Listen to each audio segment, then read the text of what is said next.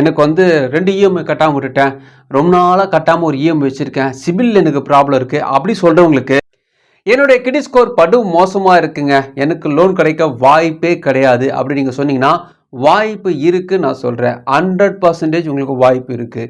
நம்ம கிரெடிட் ஸ்கோரை பேஸ் பண்ணி தான் நிறைய பேங்க்லேயும் நிறைய லோன் ஆப்பில் லோன் தராங்க அப்படி நம்ம நினச்சிட்ருக்கோம். ஆனால் கிரெடிட் ஸ்கோர் இல்லாமல் நமக்கு சில விதமான லோன் ஆஃபர்லாம் இருக்குது.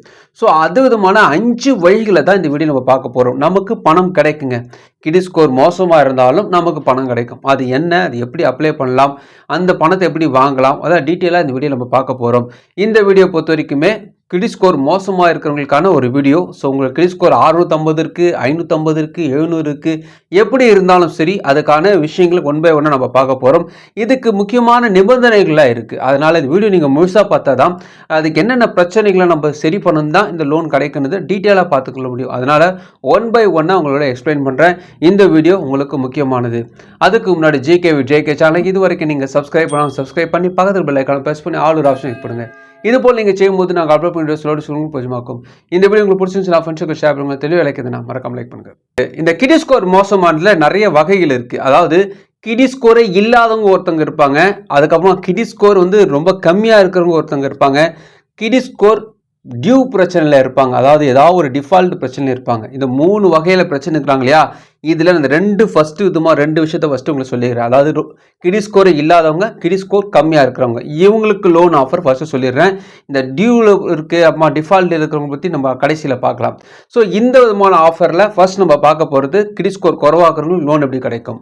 ஆல்ரெடி எனக்கு லோன் இருக்குது, எனக்கு பணம் கிடைக்காது, அதாவது சூழ்நிலை இருந்தீங்கன்னா உங்களுக்கு வாய்ப்பு இருக்குது. அதாவது ஒரு பர்சனல் லோன் நீங்கள் வாங்கி வச்சுருக்கீங்க, ப்ராப்பராக தான் கட்டிட்டு வரீங்க, உங்களுக்கு கிரெடிட் ஸ்கோர் வந்து கம்மியாக இருக்குது, இந்த சூழ்நிலையில் உங்களுக்கு பணம் தேவைப்படுது, வேற ஒரு ஆப்லயோ அல்லது பேங்க்ல ட்ரை பண்ணால் கிரெடிட் ஸ்கோர் கம்மியாகிறதுனால தரமாட்டுறாங்க. இந்த சூழ்நிலை இருக்கிறவங்களுக்கான ஆப்ஷன்ஸ் என்ன பண்ணால் top up loan. Top up லோனை பொறுத்த வரைக்குமே நீங்கள் எங்கே லோன் வாங்குனீங்களோ அங்கே இந்த டாப் அப் லோனை கேட்கலாம்.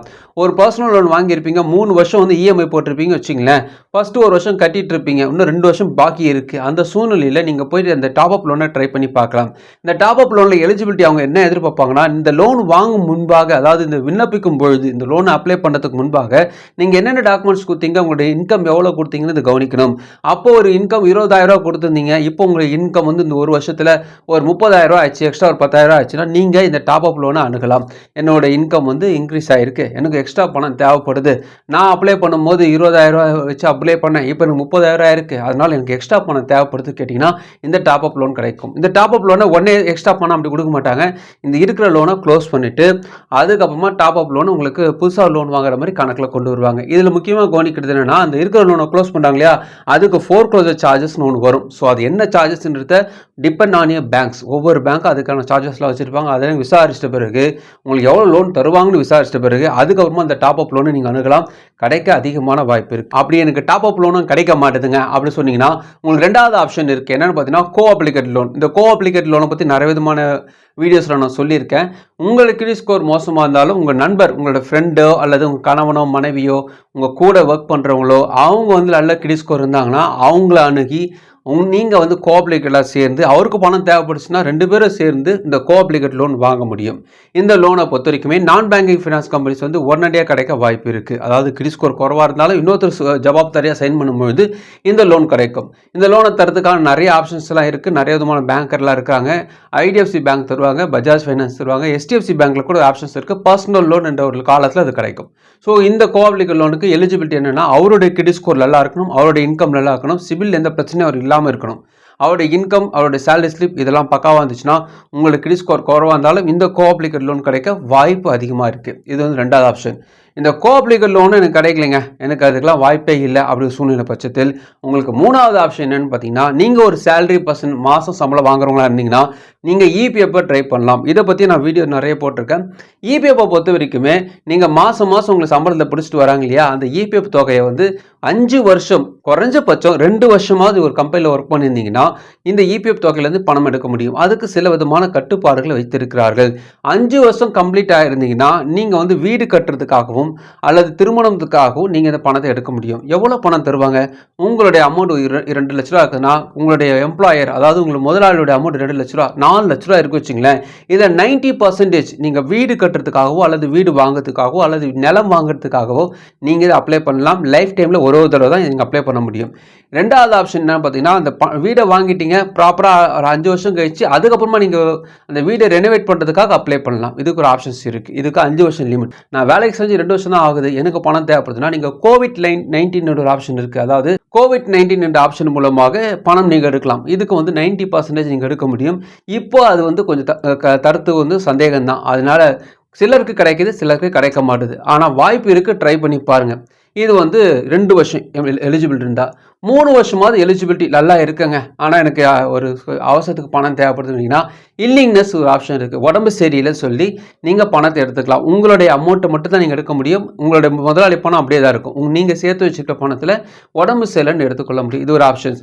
எனக்கு திருமணமாக போகுது, எனக்கு பணம் தேவைப்படுதுன்னா உங்களுக்கு 40% வரைக்குமே நீங்கள் பணம் எடுத்துக்கொள்ள முடியும். உங்கள் முதலாளி பணம் உங்களோட பணம் சேர்த்து ஒரு 4 லட்ச ரூபா இருக்குங்களேன், அது ஒரு 40% நீங்கள் எடுத்துக்கலாம். ஒரு 25, அதாவது ஒரு 2.5 லட்ச ரூபா எடுக்கலாம். ஃபார் எக்ஸாம்பிளுக்காக சொல்கிறேன். ஸோ இது போல் ஒவ்வொன்றுக்கும் ஒவ்வொரு ஆப்ஷன்ஸ் இருக்குது. இந்த இபிஎஃப்பில் பணம் எடுக்கிறதுக்கான ஃபஸ்ட்டு எலிஜிபிலிட்டி என்னென்னா, ஒரு 3 வருஷமாவது ஒரு கம்பெனியில் நீங்கள் ஒர்க் பண்ணியிருக்கணும். உங்களுடைய ஆதார் கார்டு, உங்களுடைய பேங்க் ஸ்டேட்மெண்ட், உங்களுடைய பேன் கார்டு, உங்களுடைய பெயர், நேம் உட்பட இனிஷியல் முன்ன பின்ன எது இருந்தாலும் ஆதார் கார்டில் என்ன இருக்கோ அப்படி தான் அந்த இபிஎஃப்பில் நீங்கள் பேரை கொடுத்துருக்கணும். நிறைய பேர் இங்கே தான் தப்பு பண்ணுவாங்க. அதனால் உங்கள் நேமை கரெக்டாக கொடுக்கணும். உங்களோட பேன் கார்டு, ஆதார் கார்டு, ஒரே மொபைல் நம்பர், இதெல்லாம் உங்களோட இபிஎஃப் அக்கௌண்ட்டில் கரெக்டாக இருந்துச்சுன்னா, உங்கள் பேங்க் அக்கௌண்ட்டில் என்ன நேம் இருக்கோ அதே நேம் இதில் இருந்துச்சுன்னா நீங்களே அப்ளை பண்ணலாம். யாரையும் போய் தேட வேண்டியதில்லை. யார்கிட்டும் எந்த ஒரு முதலாளிகிட்ட போய் கேட்க தேவையில்லை. நீங்களே ஒரு ஆப் டவுன்லோட் பண்ணி அப்ளை பண்ணலாம். வெப்சைட்லேயே இருக்குது, UAN வெப்சைட்லேயே நீங்கள் இந்த அப்ளை பண்ண முடியும். அர்ஜென்ட்டுக்கு எடுக்கலாம். இதுக்கான ஆப்ஷன்ஸ் நிறைய இருக்குது. ஸோ இதுக்கான வீடியோஸ் நிறைய போட்டிருக்கேன், நீங்கள் போய் பார்க்கலாம். பிளேலிஸ்ட்டில் இருக்குது, பாருங்கள். 4வது ஆப்ஷன்ஸ் என்னென்னு பார்த்தீங்கன்னா, எனக்கு அந்த ஆப்ஷன்ஸ் ரொம்ப கஷ்டங்க, எனக்கு இபிஎஃப்லாம் கிடையாது, நான் மாத சம்பளக்காரெலாம் கிடையாதுனீங்கன்னா எல்ஐசி நீங்கள் போட்டு வச்சுருந்தீங்கன்னா அந்த எல்ஐசியில் நீங்கள் லோன் அப்ளை பண்ண முடியும். ஸோ நிறைய பேர் எல்ஐசியை சரண்டர் பண்ணுவாங்க. சரண்டர் பண்ணாமல் அந்த எல்ஐசி பாண்டை வச்சு அதுலேருந்து நீங்கள் ஒரு 30% வரைக்குமே நீங்கள் கட்டின பணத்துலேருந்து எடுக்க முடியும். 40% வரைக்குமே தராங்க ஆக்சுவலி. ஸோ 40% வரைக்குமே எடுக்க முடியும். அதுக்கப்புறமா நீங்கள் மாதம் கொஞ்சம் கொஞ்சமாக கட்டுறதுக்கான ஆப்ஷன்ஸ் வச்சுருக்காங்க. எல்ஐசி போட்டு வச்சுருந்தீங்கன்னா இந்த ஆப்ஷன்ஸ் உங்களுக்கு இருக்குது.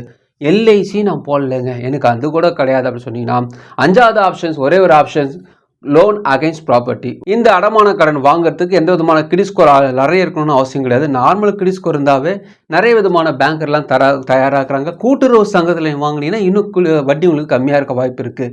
என் பேரில் எந்த விதமான சொத்தும் இல்லை அப்படி சொன்னீங்கன்னா, உங்கள் அப்பா பேரில் உங்கள் அம்மா பேரில் இருந்துச்சுன்னா நீங்கள் அதுக்கு அப்ளை பண்ணலாம். அதுக்காக அவங்க பேர்லேருந்து நீங்கள் மாற்ற வேண்டிய அவசியம் இல்லை. அவங்க பேர்லேயே இருக்கட்டும். ஆனால் அதுக்கான இஎம்ஐ நான் கட்டுறேன்ட்டு அவங்களுடைய உரிமையோட, அவங்களுடைய பெர்மிஷன்ஸோட, அவங்களோட நோ அப்ஜெக்ஷன் போடணும்.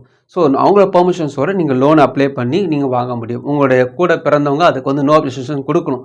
இவர் அப்பா அம்மா பேரில் லோன் வாங்குறாரு, இவர் இஎம்ஐ கட்ட போகிறாரு, எங்களுக்கு எந்த விதமான அப்ஜெக்ஷன் இல்லைன்னு அவங்க கொடுக்கணும். இந்த ஆப்ஷன்ஸ் இருந்துன்னா லோன் அகைன்ஸ்ட் ப்ராப்பர்ட்டி லோனும் கிடைக்க வாய்ப்பு இருக்குது. இதுக்கு எந்த விதமான கிரெடிட் ஸ்கோரும் கிடையாது. ஸோ கிரெடிட் ஸ்கோர் பெருசாக இருக்கணும் அவசியமே கிடையாது.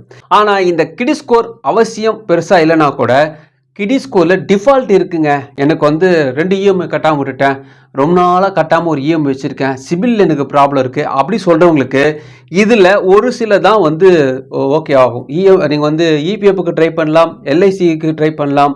மற்றபடி இந்த டாப்அப் லோனோ அல்லது லோன் அகைன்ஸ்ட் ப்ராப்பர்ட்டியோ இதுக்கு உங்களுக்கு கிடைக்க வாய்ப்பு இல்லை. ஸோ உங்களுக்கு இஎம்ஐயில் டியூ இருக்கிறவங்க அதை சரி பண்ணால் தான் உங்களுக்கு அடுத்த ஆப்ஷன்ஸ் இருக்குது. சிபிலில் ப்ராப்ளம் இருக்கிறவங்க அந்த சிபிலில் சரி பண்ணால் தான் அடுத்த ஆப்ஷன்ஸ் இருக்குது. ஸோ அந்த புண்ணை நீங்கள் சரி பண்ணணும். அது அப்படியே நீங்கள் விட்டுட்டு இருந்தீங்கன்னா மேலும் மேலும் பிரச்சனை ஆகிட்டே தான் இருக்கும்.